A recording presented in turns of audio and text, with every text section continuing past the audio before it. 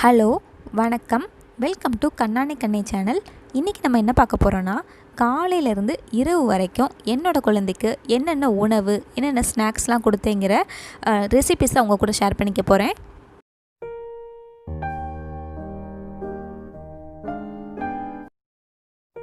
எப்போதும் குழந்தை காலையில் எந்திரிச்ச உடனே நான் தாய்ப்பால் கொடுப்பேன்.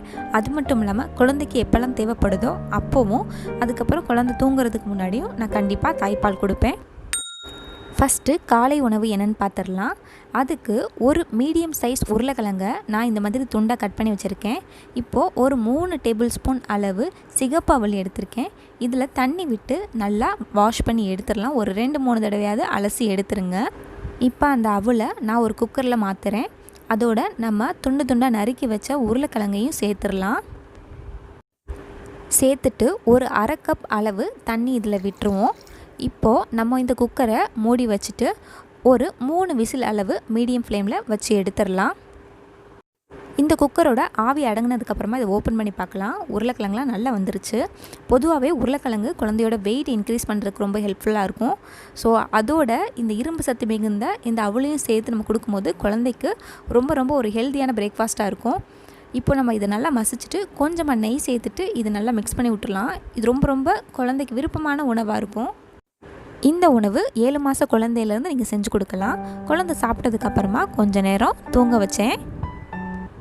தூங்கி எந்திரிச்ச உடனே நான் கொஞ்சமாக இளநீர் கொடுப்பேன் எப்போதும். ஸோ இளநீர் பாப்பாவுக்கு ரொம்ப பிடிக்கும். அடுத்து பாப்பா கொஞ்சம் நேரம் விளையாண்டுட்ருப்பாங்க. அதுக்கப்புறம் குளிப்பாட்டிட்டு லஞ்சுக்கு ரெடி ஆகிடுவாங்க. ஸோ லஞ்ச் இன்றைக்கி பார்த்திங்கன்னா பருப்பு கலந்த பீன்ஸ் சாதம் தான் இன்றைக்கி. அதுக்கு 1 டேபிள் ஸ்பூன் அரிசி, 1 டேபிள் ஸ்பூன் உளுத்தப்பருப்பு, 1/2 டேபிள் ஸ்பூன் பாசிப்பருப்புன்ட்டு நல்லா அலசி எடுத்துட்டு ஒரு மணி நேரமாவது நான் இதை ஊற வச்சுருவேன். ஊற வச்சுட்டு பார்த்திங்கன்னா இது நல்லாவே ஊறிடுச்சு. இப்போது இதை நான் குக்கரில் மாற்றுறேன்.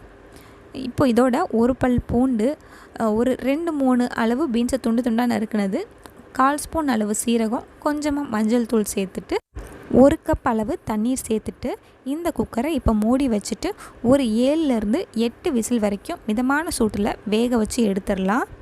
இப்போது இந்த குக்கரோட ஆவி அடங்கினதுக்கப்புறமா இதை ஓப்பன் பண்ணி பார்க்கலாம். இப்போ இதில் கொஞ்சமாக நெய் சேர்த்துட்டு நல்லா மிக்ஸ் பண்ணி விட்டுறலாம். இதை நல்லா நீங்கள் மசிச்சு எடுத்துருங்க.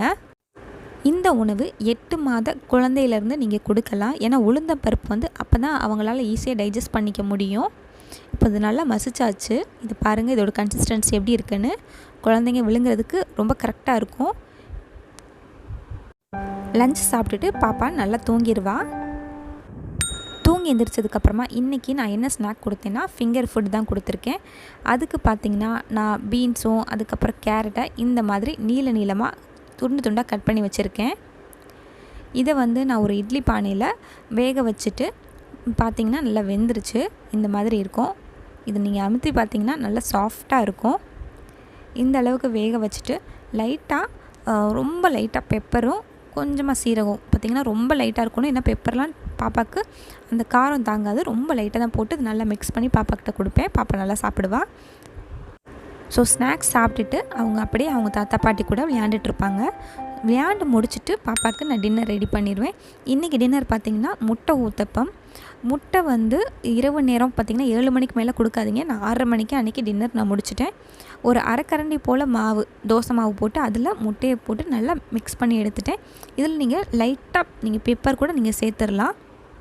இதை நல்லா பீட் பண்ணி எடுத்துகிட்டு நீங்கள் சின்னதாக ஊத்தப்பம் மாதிரி போட்டு எடுக்கலாம். இது குழந்தைக்கு ரொம்ப பிடிக்கும். இந்த ஊத்தப்பம் எந்த சைடு சட்னிலாம் இல்லாமல் வெறுமனே சாப்பிட்றதுக்கே அவ்வளோ நல்லாயிருக்கும். குழந்தைங்க நல்லா விரும்பி சாப்பிடுவாங்க. அதுபோல் முட்டை எல்லா குழந்தைக்கெல்லாம் ஒத்துக்காது. முட்டை உங்கள் குழந்தை நல்லா ஆல்ரெடி சாப்பிட்டு பழகியிருந்தால் மட்டும் இந்த ரெசிபி ஃபாலோ பண்ணுங்கள். உங்களுக்கு இந்த வீடியோ பிடிச்சிருந்துச்சுன்னா லைக் பண்ணுங்கள், கமெண்ட் பண்ணுங்கள், ஷேர் பண்ணுங்கள், சப்ஸ்கிரைப் பண்ணுங்கள். நன்றி.